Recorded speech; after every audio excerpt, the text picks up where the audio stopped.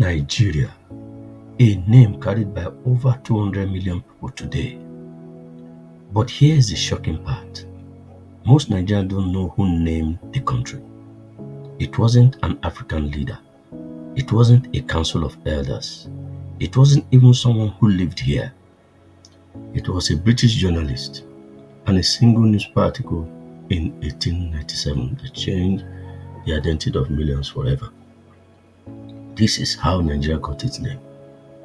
Welcome to the Nigerian Chronicles, where we dig deep into the real stories behind our past. I'm your host, Gabriel Oyo. Today, we uncover the true origins of Nigerian name. Where did it come from? Who created it? How did it turn into the identity of a modern nation? The answer takes us from ancient kingdoms to a London newspaper office. Stay tuned because the story is more interesting than you think. Let's begin. Imagine living in 1890. You are not Nigerian. You are Yoruba from the Oyo Empire, or Hausa from Kano, or Igbo from your village. The idea of Nigeria doesn't exist yet. Before 1897, the land we now call Nigeria was not one country, not politically, not culturally, not historically. Instead, it was a mosaic of powerful civilizations.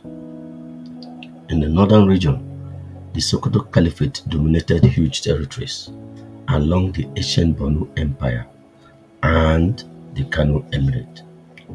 Each had structured governance, armies, trade routes, and diplomatic systems. These were powerful Islamic states with their own laws and tradition. In the southern region, the Oyo Empire stood strong in the southwest. The Kingdom of Benin thrived with its advanced arts, bronze casting, and sophisticated civilization in the south-south. Independent Igbo communities in the southeast governed themselves through village councils and age-grade system, and the Niger Delta had thriving cities like Boni and Opobo built on trade and coastal influences. Each of these societies had their own languages, traditions, and system of governance. People identify with their kingdoms and ethnic groups, not with unified country. By the late 1800s, Britain had already occupied scattered regions, but they didn't call this place Nigeria. They referred to it as three separate territories: the Northern Protectorate, the Southern Protectorate, and the Colony of Lagos. There was no unified identity, no single name, only diverse nations, linked mainly by geography and by the long winding path of the Niger River. So where did the name Nigeria originate? Now enters Flora Shaw. She wasn't a ruler. She wasn't an explorer. She wasn't African. Flora Shaw was a British journalist, one of the first female war correspondents, and a colonial expert. She wrote for the Times of London, one of the most influential newspapers in the British Empire. Here's what makes this interesting. Flora Shaw had never even been to the area she was about to name. She was sitting in a London office, looking at maps and reports, writing about the territories she'd never visited.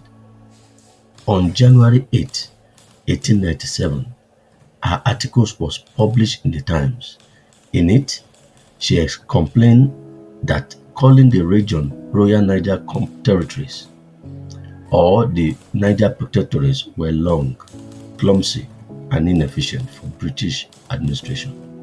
She suggested simpler name, one that would make it easier for British officials to talk about, administer, and control the territory. Her proposed name was Nigeria.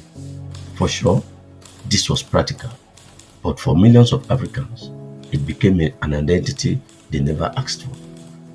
Notice what this was all about: administrative convenience for the British, not African needs, not cultural identity, not the wishes of the people who actually lived there, just British paperwork. Her idea wasn't cultural, It wasn't spiritual. It wasn't connected to the people who live here. It was simply a label for an administrative region the British was tightening their grip on. And here is an ironic twist.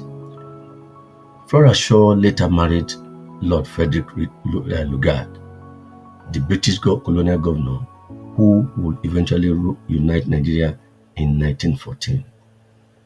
They became one of the most powerful colonial couples in African history. Yet that one word written casually in a colonial newspaper would eventually define an entire nation. So what does the name Nigeria mean? Shaw formed the word from the Niger River, the great river that flows from Guinea through modern-day Nigeria. The Niger River was the region's most dominant geographic feature. The word Niger itself comes from Latin, meaning black, likely referring to the dark color of the river water. Some scholars also suggest it might come from a Tuareg phrase, Egerewen, Igerewen, which means rivers of rivers. By adding the suffix I, she created a new meaning, the area around the Niger River, or simply land of the Niger. That's it. Not a cultural meaning, not a tribal meaning, not a spiritual meaning, just a geographical tag created by foreigners for a land they sought to consolidate. It is a European naming pattern applied to African geography. Think about it. European name places based on geographic features they could identify on maps. It was convenient for them. But what's most striking was that there was zero African input in this decision. Not a single African was consulted, not a king, not an elder, not a scholar, not one from the Hausa, Yoruba, Igbo, or any of the 250 ethnic groups that lived there had any say in what their future country would be called. The name wasn't based on indigenous languages. It wasn't drawn from any African cultural heritage. It was simply an administrative convenience for the British maps and documents, a name created by outsiders for outsiders. After Shaw coined the name, events moved fast. Over the next few decades, Britain continued to expand its control over the northern and southern protectorate. By the early 1900s, they controlled both regions separately, but running two separate colonial administrations was expensive and inefficient. That's when Lord Frederick Lugard was appointed Governor General. His mission? To merge the two protectorates into one colonial territory to cut costs. Remember, this wasn't about creating a nation, it was about saving money. The British government approved the plan, combined the Northern Protectorate, combined the Southern Protectorate, add the colony of Lagos, and form one single centralized colony. They needed the name for the new entity. Flora Shaw's suggestion from 17 years earlier fit perfectly. And so, on January 1st, 1914, the Amalgamation Proclamation was signed. The Northern Protectorate, the Southern Protectorate, and the colony of Lagos were officially merged. The new entity was called the Colony and Protectorate of Nigeria. The name Flora Shaw had suggested 70 years earlier was now official. This was a decision driven by economics, not by cultural or political unity. The British wasn't trying to build a cohesive nation. They were trying to streamline colonial administration. A nation was created not through the will of its people, but through colonial economics and political convenience. Different cultures, languages, religion, and history were merged into one structure, not because they shared a national identity, but because British believed it would be easier to rule them as one. They forced together over 250 ethnic groups, many of whom had never even interacted before. Some had been historical enemies. Some spoke completely different languages. Some practiced different religions. And just like that, at the stroke of a colonial pen, on January 1st, 1914, Nigeria was born. Not through African choice, not through the democratic process, but through a colonial decree.